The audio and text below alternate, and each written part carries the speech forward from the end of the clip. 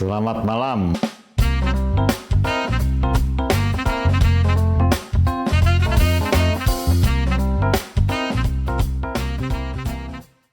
Ini ada pertanyaan nih, banyak sekali. Prof, apa bedanya miom dengan kista? Ya, tadi juga kita dapat kista, ya kita angkat kistanya. Jadi pertanyaan ini sebetulnya mudah jawabannya dan juga mudah membedakannya, tetapi selalu ditanyakan oleh para ibu-ibu ini. Nah, saya ingin menerangkan bagaimana bedanya miom dan kista. Kayak seperti ini gajah, ini sapi, jadi jauh sekali gitu ya. Nah, tetapi di masyarakat masih tidak jelas ya apa itu miom, apa itu kista. Jadi saya ambil ini nih, kebetulan ada alat ini. Kalau ini rahim ya, rahim ini kan rahim Anda ini sebesar gini kira-kira. Sebetulnya ya, ini lebih besar sedikit lah. Rahim Anda sebesar ini. Ini adalah rahim bagian luar. Ini adalah bagian dalam. Kalau haid itu kan dari sini. Nah, haid dari sini ya. Nah, kemudian ini ada saluran tuba, saluran tuba. Ini tentu bentuknya tidak begini ya. Ini dia menggantung ke sini, kenyataannya ya. Kemudian indung telur tuh di daerah sini dan tubanya itu menggantung di sini. Nah, ini adalah ovarium atau indung telur. Ini adalah yang coklat ini adalah saluran tuba. Nah, ini tubanya tersumbat hidrosalping nih, coklat kelihatan. Ini tuba yang normal ya. Nah, miom adalah tumor jinak ya, ingat. Miom adalah tumor jinak dari otot rahim. Jadi di sini kenapa bisa terjadi miom? Karena sel-sel rahim ini adalah sel-sel yang di dalam rahim ini adalah ada endometrial stem cell. Jadi stem cellnya yang paling banyak dan di daerah sini basal. Kenapa banyak? Karena tiap bulan ini keluar luruh, diganti lagi sel baru, diganti lagi sel. Tentu harus punya cadangan stem cell. Nah, ada otot rahim, satu otot rahim misalnya yang dia ternyata berubah karakteristiknya, berubah bentuknya, sehingga dia tumbuh tidak bisa dikontrol oleh daerah atau milis sekitarnya, oleh hormon. Makanya tergantung estrogen nih. Kalau miom itu kan, wah tenang aja mau menopause sebesar gitu, nanti juga menopause mengecil, betul. Ada betulnya juga. Nah, ini miom itu di sini. Nah, di otot rahim ini miom bisa di sini, bisa di sini. Sehingga kalau miom itu tergantung letaknya di mana. Ada miom nempel di sini sebesar kepala bayi, nggak ada masalah kecuali ketekan, atau sebesar telur, nggak ada masalah, tidak mengganggu kesuburan karena letaknya di sini, nempel di sini misalnya miomnya besar. Nah, tapi kalau di sini, nah yang ini yang putih, walaupun 1 senti, jelas menyebabkan perdarahan banyak, bergumpal-gumpal. Kemudian jelas menyebabkan apa? Infertilitas atau kemandulan atau ketidaksuburan. Karena letaknya di daerah jantung sekali. Jantung untuk punya anak gitu ya. Ini daerah benar-benar daerah tempat janin itu nempel di sini. Kalau ada di sini, ya sudah, sulit hamil atau nanti keguguran. Nanti saya terangkan di episode 4. Secara jelasnya di episode 4 pada bab keguguran ada itu ya. Jadi ini miom. Ya, ini miom. Nah, ini apa namanya? Termasuk adenomiosis. Nanti ada pertanyaan juga adenomiosis. Ya, bisa di sini. Jadi dari otot-otot rahimnya adenomiosis gitu ya. Nah, itu bedanya. Nah, kemudian kista. Kalau kista ini dari indung telur, dia bisa cairan, bisa kistanya padat, bisa setengah cairan, setengah padat, bisa isinya lemak, bisa isinya ada rambut. Oh, udah sering nih, bulan ini ada 4 orang atau 5 orang ya. Dalam sebulan ini 5 orang ada kista satu endometriosis, sebelahnya itu ada kista dermoid, namanya kista dermoid. Ada isi rambut, ada isi gigi, ada rambut digulung-gulung. Terus kemudian ada juga isinya lemak gitu ya. Nah, ini beda.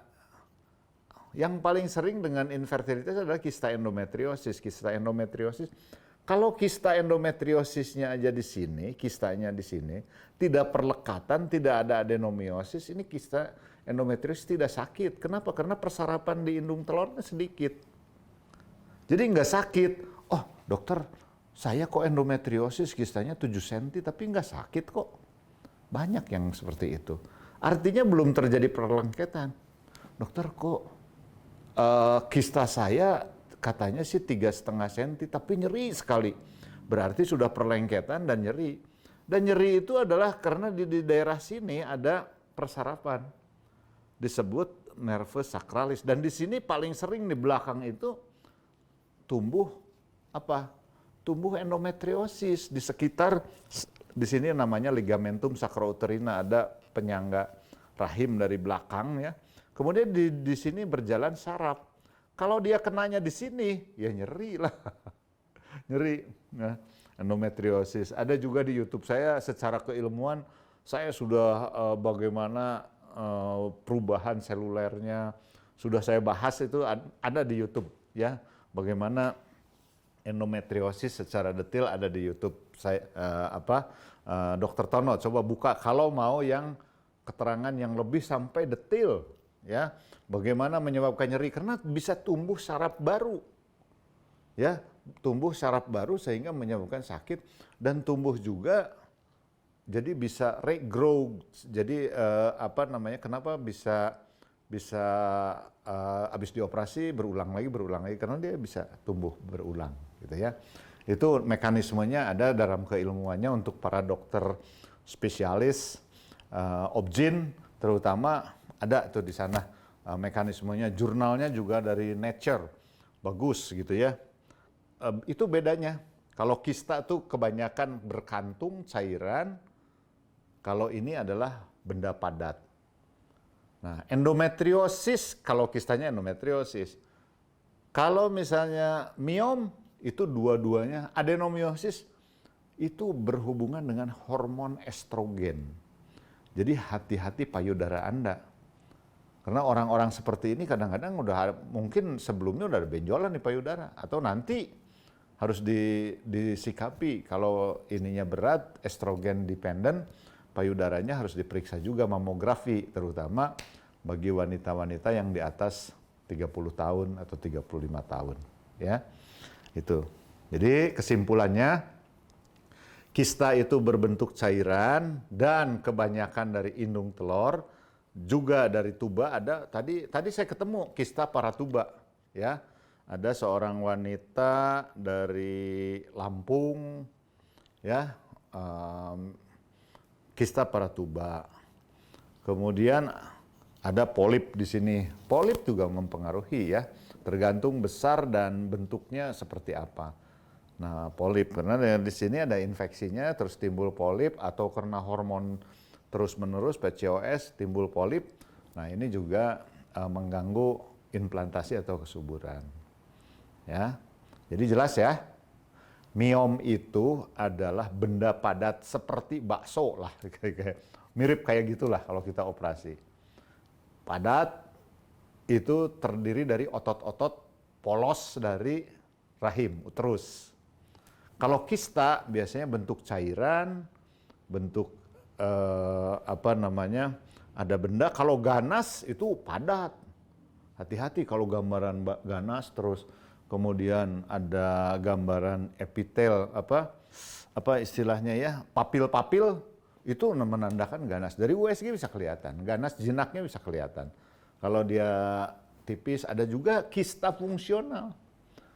Dan kista fungsional nggak usah dioperasi, nanti juga sebulan 2 bulan pecah lagi gitu ya. sebulan 2 bulan pecah lagi. Namun kemarin juga saya menemukan seorang pasien, dokter kebetulan, dia pernah operasi endometriosis, kemudian tumbuh lagi ada kista. Aduh, ini seperti kista fungsional tapi besar.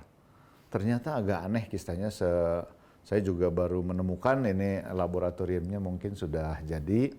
Itu saya pikir pseudokis. Pseudokis itu kalau ada kista juga disebut pseudokis, jadi seperti kista tapi akibat dari perlekatan ya. Operasi misalnya timbul perlekatan, ini ada mirip kista tapi bukan kista, jadi kista palsu gitu ya. Jadi itu ibu-ibu, ingat kista itu kebanyakan cairan, walaupun ada yang padat, ada yang berisi lemak, ada yang berisi seperti darah gitu ya, yang membeku pada kista coklat itu endometriosis. Miom itu di sini. Miom itu berteman dengan adenomiosis gitu ya. Itu. Saya kira ini jelas sekali. Anda bisa lihat di googling, lihat di image aja udah jelas itu kista dan miom ya. Jadi lihat Google, lihat kista apa, sis misalnya, macam-macamnya ada, miom apa udah jelas ya. Jadi mudah sekali membedakannya. Terima kasih. Wassalamualaikum warahmatullahi wabarakatuh.